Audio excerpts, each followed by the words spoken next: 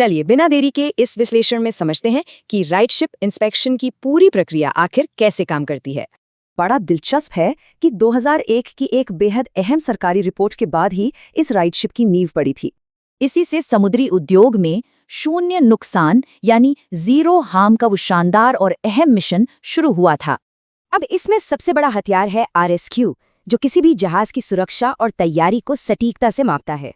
इस पूरे इंस्पेक्शन को सफलतापूर्वक पास करने के लिए ये 4 बेहद अहम कदम उठाने होते हैं। 14 साल से पुराने जहाज़ों की प्लानिंग तो कम से कम 2 महीने पहले ही शुरू हो जानी चाहिए।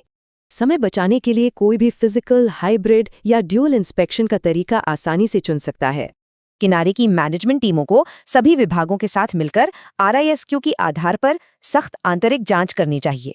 बाहरी सेवाओं के बजाय अपने कर्मचारियों और मुफ्त गाइडलाइंस का इस्तेमाल करने वाले शिप मैनेजर्स अक्सर ज्यादा सफल होते हैं।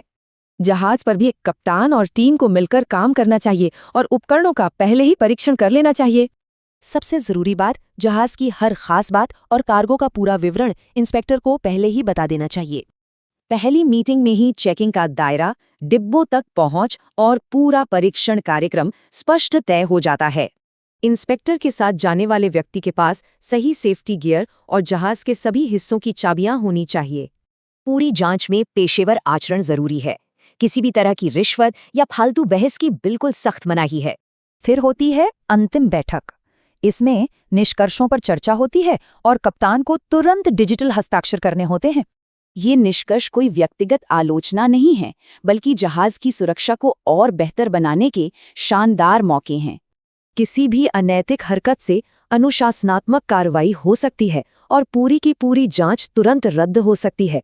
इन कदमों से जीरो हार्म बिल्कुल संभव है। तो क्या समुद्री उद्योग इस सबसे बड़े लक्ष्य के लिए तैयार है?